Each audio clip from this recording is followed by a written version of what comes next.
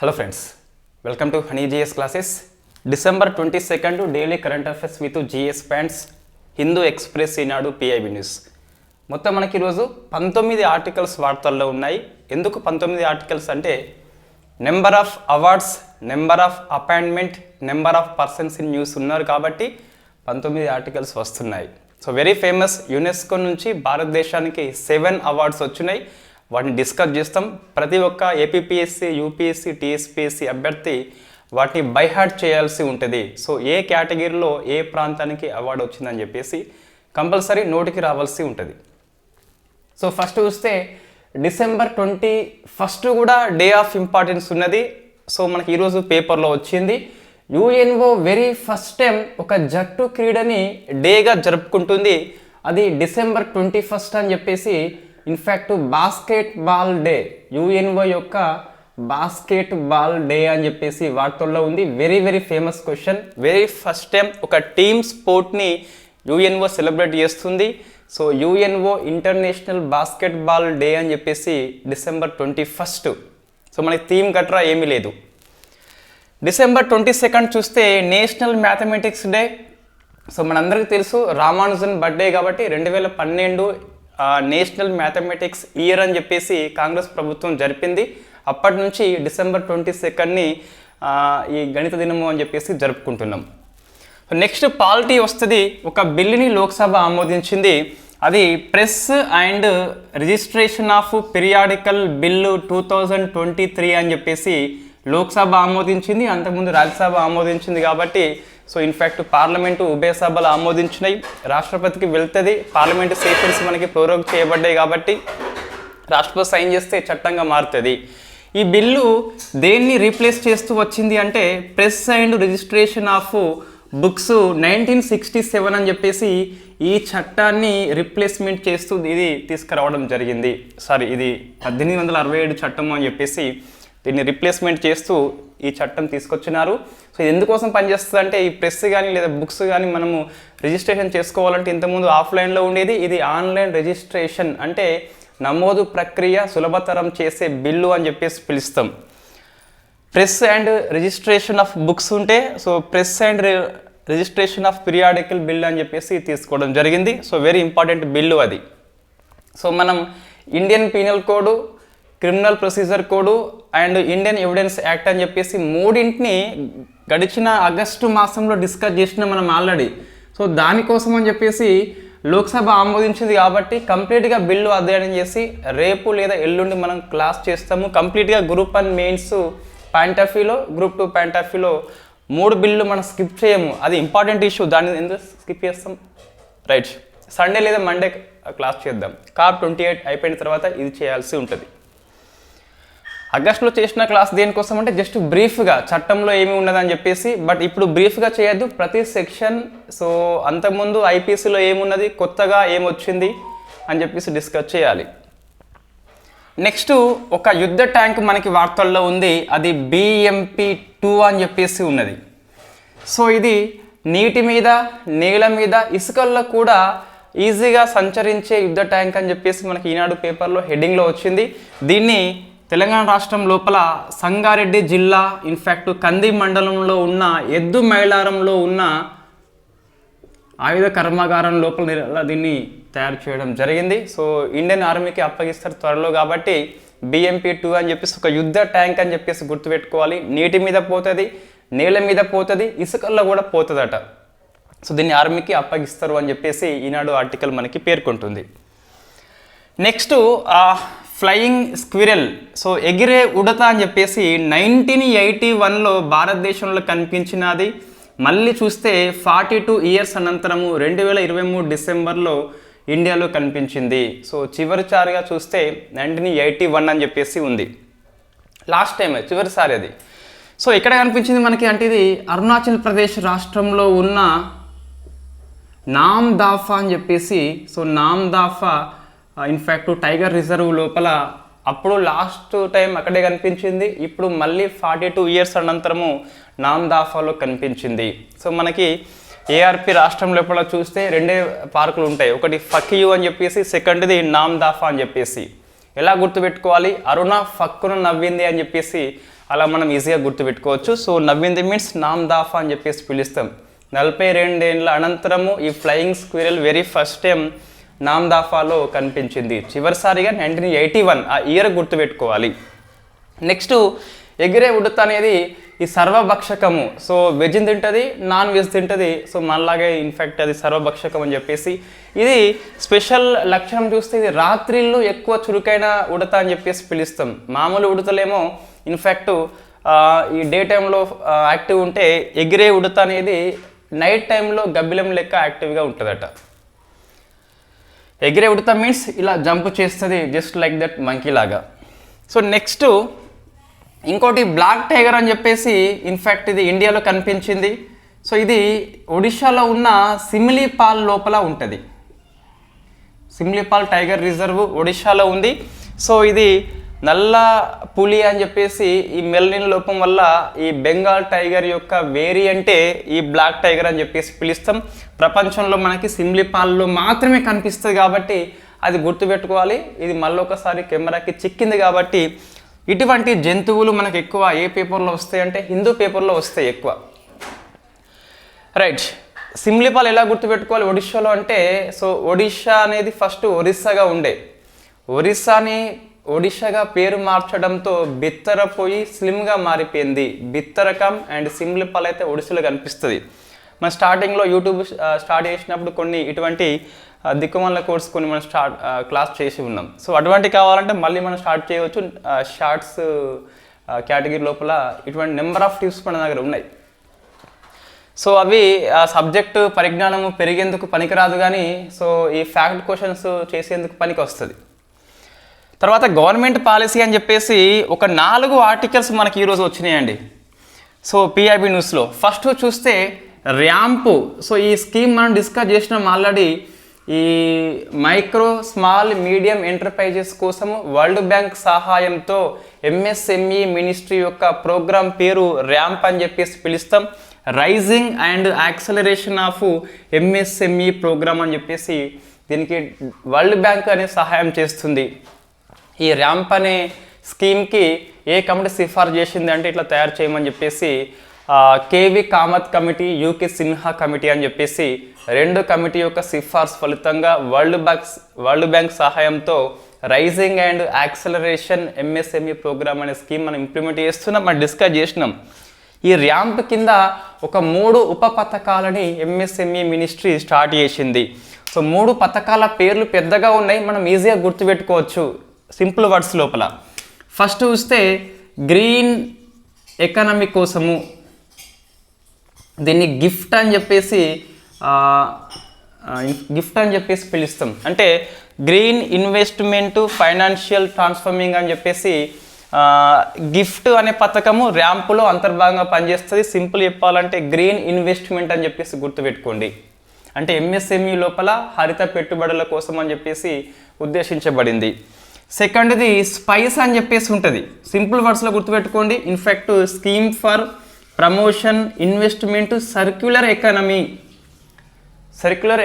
అని చెప్పేసి green investment అని చెప్పేసి ఇవి 2 విషయాలు బాగా గుర్తుపెట్టుకోవాలి. మూడవది ఈ ఎంఎస్ఎంఈలో మనకి కొన్ని పేమెంట్స్ డిలే అవుతాయి. డిలే అయినప్పుడు డిస్ప్యూట్ వస్తుంది. ఆ వివాదాన్ని ఆన్లైన్లో ఇన్ఫ్యాక్ట్ పరిష్కారం చేసుకోవాలని చెప్పేసి మనకు online dispute resolution for delay payments అని చెప్పేసి 3 పథకాలు స్టార్ట్ చేసుకున్నాం. సింపుల్ వర్డ్స్లో green investment, circular economy, online dispute delay payment system అని చెప్పేసి 3 పథకాలని ర్యాంప్ కింద ఎంఎస్ఎంఈ మినిస్ట్రీ వాళ్ళు దీన్ని షురూ చేసిండ్రు, అందుకు మనకి వార్తల్లో ఉంది. నెక్స్ట్ సోలార్ పార్క్ అని చెప్పేసి ఇంకోటి వార్తల్లో ఉంది. సో ఇన్ఫ్యాక్ట్ ఇది 2014 ప్రాంతంలో ఫస్ట్ టైం మనం స్టార్ట్ చేసుకున్నాం. భారతదేశంలో సోలార్ విద్యుత్ కోసం కావచ్చు, సోలార్ ఎనర్జీ కోసం కావచ్చు ఇన్ఫ్యాక్ట్ ఇన్వెస్ట్మెంట్ చేయాలని చెప్పేసి 2023-24 నాటికి 50 సోలార్ పార్కులు స్టార్ట్ చేయాలని చెప్పేసి ఇన్ఫ్యాక్ట్ 2014లో ఈ స్కీమ్ స్టార్ట్ చేసినప్పుడు 20,000 మెగావాట్ల సోలార్ విద్యుత్తుని ఉత్పత్తి చేయాలని చెప్పేసి లక్ష్యం పెట్టుకున్నాం. 2017లో సవరణ చేసి 20,000 కాస్త మనం 40,000 మెగావాట్లకి పెంచుకున్నాము. సో ఫైనల్ అయిపోయి ఏంటంటే మొత్తం సోలార్ ప్యాకేజ్ స్కీమ్ ఉన్నది. 2023-24 నాటికి 50 పార్కులు మొత్తం స్టార్ట్ చేయాలి, 40,000 మెగావాట్స్ స్థాపించాలని చెప్పేసి కంకణం కట్టుకుంటే ఇందులో ఈ స్కీమ్ ఇంప్లిమెంటేషన్ లోపల పూర్తిగా వస్తుంది. 50 పార్కులు అయిపోయినాయి, 40,000 కాస్త 39,000 మొత్తం ఎంతో అయిపోయింది. ఇందులో చూస్తే రాజస్థాన్ ఫస్ట్ ప్లేస్ ఆక్రమించిందండి. ఎంత? 3,165 మెగావాట్స్ అని చెప్పేసి. సెకండ్ ప్లేసు ఏపీ అని చెప్పేసి, ఇన్ఫ్యాక్ట్ అది 3,050 మెగావాట్లు అని చెప్పేసి ఉన్నది. సో 3,165, 3,150 అని చెప్పేసి రాజస్థాన్, ఏపీలు ఫస్ట్ అండ్ సెకండ్ ప్లేసులలో ఉన్నాయి. ఈ ప్లేస్ బాగా గుర్తుపెట్టుకోవాలి. సో వెరీ వెరీ ఇంపార్టెంట్ అది. నెక్స్ట్ ఇంకోటి, ఒక మొబైల్ అప్లికేషన్ వార్తల్లో ఉంది. మినిస్ట్రీ ఆఫ్ టెక్స్టైల్ వాళ్ళు డెవలప్మెంట్ చేసినారు. ఇన్ఫ్యాక్ట్ సంస్థ పేరు చెప్పాలంటే ఈ జ్యూట్ కార్పొరేషన్ ఆఫ్ ఇండియా అని చెప్పేసి, దాని పేరు పాటు మిత్రో అని చెప్పేసి ఉన్నది. సో పాటు Mitro, it is a mobile application developed by jute corporation of India under ministry of textiles. ఎందుకోసం పనికి వస్తుంది అంటే జనుము రైతులకి ఈ మినిమం సపోర్ట్ ప్రైస్ మీద లేదా జనుము పంట మీద అవేర్నెస్ కల్పించేందుకు, సమాచారం ఇచ్చేందుకు ఈ మొబైల్ అప్లికేషన్ పనిచేస్తుంది. మనకి మొబైల్ అప్లికేషన్ పోర్టల్ అని చెప్పేసి క్వశ్చన్ వచ్చిందంటే ఏ సంస్థ డెవలప్మెంట్ చేసింది, ఎందుకోసము, ఏ మినిస్ట్రీ కిందికి వస్తుంది, కాబట్టి అంతా గుర్తుపెట్టుకోవాలి. నెక్స్ట్ ఆది వ్యాఖ్యాన్ అని చెప్పేసి ఒక ట్రైబల్ ప్రోగ్రామ్ మనకి వార్తల్లో ఉంది. Ministry of tribal welfare, Arjun Munda గారు దీన్ని స్టార్ట్ చేసిన ఢిల్లీ లోపల. సో ఆది వ్యాఖ్యాన్ అనేది దేనికోసం పనికి వస్తుంది అంటే ఈ ట్రైబల్ కల్చర్ కానీ, ట్రైబల్ సంస్కృతి కానీ, దాంట్లో ఉన్న సంక్లిష్టత అందరికీ సులభంగా అర్థమయ్యేలా చెప్పేందుకు ఒక 2 రోజుల ప్రోగ్రామ్ని ఢిల్లీ లోపల స్టార్ట్ చేసిండ్రు అర్జున్ ముండా గారు. అదే ఆది వ్యాఖ్యాన్ అని చెప్పేసి పిలుస్తాం. దీన్ని ఎవరు కండక్ట్ చేస్తున్నారంటే national development tribal research institution అని చెప్పేసి అది కండక్ట్ చేస్తుంది. So national tribal research institution, NTRI అని చెప్పేసి ఉన్నది, ఇది కండక్ట్ చేస్తుంది. మినిస్ట్రీ ఆఫ్ ట్రైబల్ అఫేర్స్ కింద పనిచేస్తుంది. ఆది వ్యాఖ్యాన్ మీన్స్ గిరిజన సంస్కృతి సాంప్రదాయాలని సంక్లిష్టంగా ఉంటాయి, అందరికీ అర్థమయ్యేలా చెప్పడమే ఈ ప్రోగ్రాం యొక్క ముఖ్య ఉద్దేశం. ఇవన్నీ గవర్నమెంట్ పాలసీలు. నెక్స్ట్ అవార్డ్స్ అని చెప్పేసి ఒక 6 అవార్డ్స్ మనకి వార్తల్లో ఉన్నాయి. ప్రతి అవార్డు కంపల్సరీ గుర్తుపెట్టుకోవాలి, ఎందుకోసము ఇవి ఇంపార్టెంట్ అవార్డ్స్ కాబట్టి. So next first Rabindranath Tagore award అని చెప్పేసి ఉన్నది. సో రవీంద్రనాథ్ ఠాగూర్, ఇందులో 2 అవార్డ్స్ వచ్చినాయి మనకు. ఒకటేమో సాహిత్య బహుమతి, ఇదే ఇయర్లో సాహిత్య బహుమతి మనకు సో సుకృత పాల్ కుమార్ అని చెప్పేసి ఉన్నది. సో పాల్ కుమార్, ఈమె రాసిన పుస్తకము salt and pepper. So salt and pepper few memories poem అని చెప్పేసి మొత్తం ఏదో పుస్తకం ఉన్నది. సాల్ట్ అండ్ పెప్పర్ అని చెప్పేసి వస్తుంది, కలెక్షన్ ఆఫ్ పోయమ్స్ అని చెప్పేసి పుస్తకం. Yes, salt and pepper collection of poems అనే పుస్తకానికి పాల్ కుమార్కి వచ్చింది, మహిళ కాబట్టి గుర్తుపెట్టుకోవాలి. ఇదే ఠాగూర్ బహుమతి సోషల్ అచీవ్మెంట్ కేటగిరీ లోపల చూస్తే ఇన్ఫ్యాక్ట్ అభిజిత్ బెనర్జీకి వచ్చిందండి. ఈయన ఇండో అమెరికను 2018 ప్రాంతం లోపల నోబెల్ బహుమతి వచ్చింది. So very very famous Abhijit Banerjee. In fact Indo American ప్రముఖ ఆర్థికవేత్త అని చెప్పేసి సోషల్ సేవగాను ఇతనికి అవార్డు రావడం జరిగింది. నెక్స్ట్ ప్రిక్స్ వెర్సైల్స్ అనే అవార్డు యునెస్కో ఇస్తుంది. సో ప్రిక్స్ వెర్సైల్స్ ఈ అవార్డు యునెస్కో ఇస్తుంది, మంచి బిల్డింగ్స్ ఇస్తుంది. సో 2023 లోపల ఇండియాలో ఉన్న కెంపుగౌడ, సో కెంపుగౌడ ఇంటర్నేషనల్ ఎయిర్పోర్టు టెర్మినల్ 2కి వచ్చింది. సో కెంపుగౌడ ఇంటర్నేషనల్ ఎయిర్పోర్ట్ టెర్మినల్ 2కి వచ్చింది. సో కెంపగౌడ ఎవరు అంటే బెంగళూరు యొక్క నిర్మాత, బెంగళూరు నగరం యొక్క నిర్మాత కెంపుగౌడ అని చెప్పేసి పిలుస్తాం. ఆయన పేరు మీదుగా నవంబర్ మాసము గడిచిన సంవత్సరం 22 లోపల మోడీ గారు దీన్ని స్టార్ట్ చేసిండ్రు. సో కాబట్టి అది వార్తల్లో ఉంది. దీనికి ఈ ప్రిక్స్ వెర్సైల్స్ అనే అవార్డు వచ్చింది. ఈ కెంపగౌడ ఇంటర్నేషనల్ ఎయిర్పోర్ట్ నవంబర్ మాసంలో, నవంబర్ 2022లో మోడీ గారు స్టార్ట్ చేసినారు. ఇది పనులు స్టార్ట్ చేసింది మాత్రం జనవరి మాసము 23rd లోపల స్టార్ట్ అయింది. దీన్ని ఇన్ఫ్యాక్ట్ గార్డెన్ ఆఫ్ దీన్ని ఏమో పిలుస్తామంటే గార్డెన్ ఆఫ్ టెర్మినల్ అని చెప్పేసి పిలుస్తాం. సో ఇదంతా మనకి fact questions. Next national energy conservation award December 14th national conservation day సందర్భంగా రాష్ట్రపతి గారు ప్రదానం చేసినారు. ఈరోజు మనకి పిఐబి న్యూస్లో వచ్చింది. So award Crompton consumers limited వాళ్ళకు రావడం జరిగింది. సో మనకి ఈ ఫ్యాన్లు, టేబుల్ ఫ్యాన్లు క్రాంప్టన్ కంపెనీ అని చెప్పేసి వెరీ ఫేమస్. దానికి నేషనల్ కన్జర్వేషన్ ఎనర్జీ అవార్డు అయితే రావడం జరిగింది.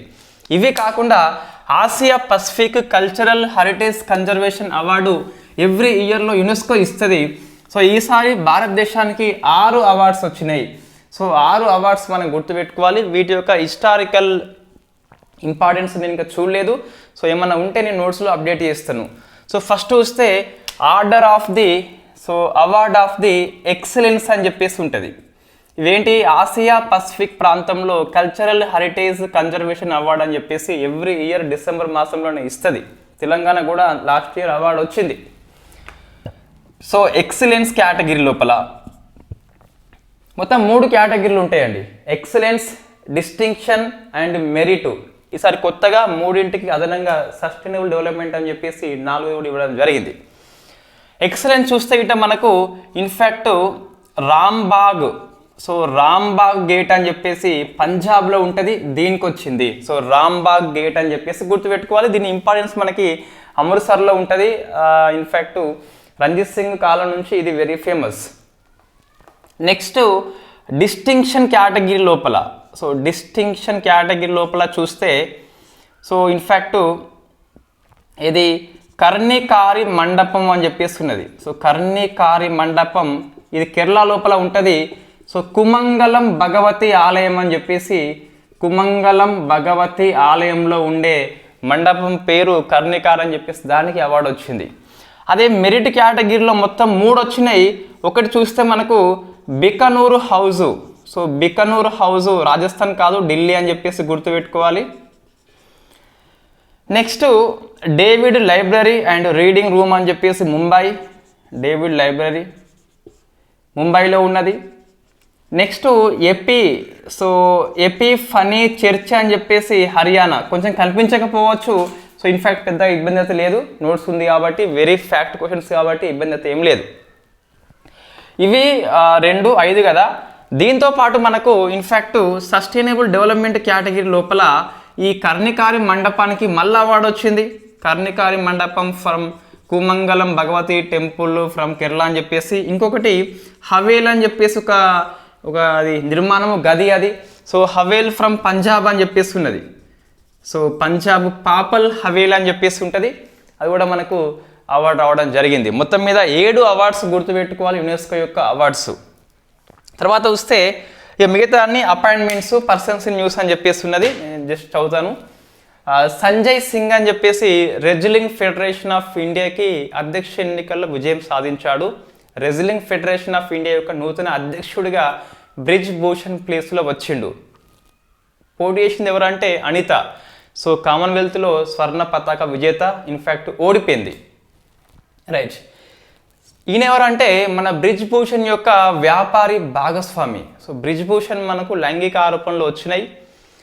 సాక్షి మాలిక్ నాయకత్వం వహించింది పోరాటానికి. మన రెజ్లింగ్ ఆడ మహిళ. సో ఛాంపియన్ మనకి ఒలింపిక్లో కాంస్యం వచ్చింది 2016 లోపల. లాస్ట్ కామన్వెల్త్ లోపల స్వర్ణం వచ్చింది. నెంబర్ ఆఫ్ టైము వరల్డ్ ఛాంపియన్షిప్లో పథకాలు వచ్చినాయి. అటువంటి ఆమె లైంగిక ఆరోపణలు చేసిందంటే 100% వాస్తవం ఉంటుంది. సో ఇన్ఫ్యాక్ట్ ఎవరు పట్టించుకోలేదు.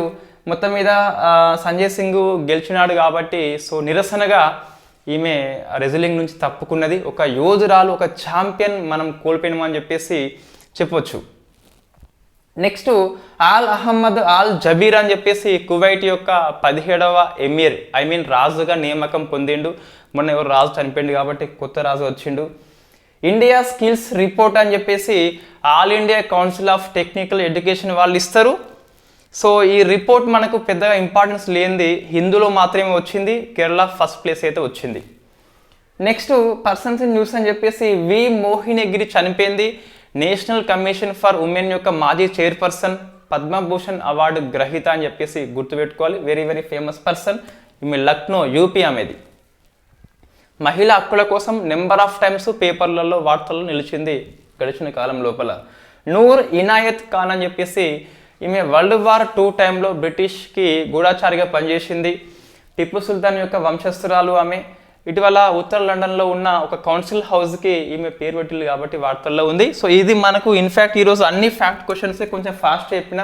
మా పాప బర్త్డే అని చెప్పేసి మనకు చిన్నగా కేక్ కటింగ్ ఉంటుంది కాబట్టి ఇదంతా క్లాస్ డిస్టర్బెన్స్ లేకుండా తొందరగా మనం పూర్తి చేసుకున్నాం. ఇన్ఫ్యాక్ట్ ఇక్కడ చూస్తే అన్ని ఫ్యాక్ట్ క్వశ్చన్స్ ఉన్నాయి. నోట్స్ని ఆల్రెడీ మధ్యాహ్నం పెట్టినాయి కాబట్టి ఇబ్బంది అయితే మనకి లేదు. Thank you very much.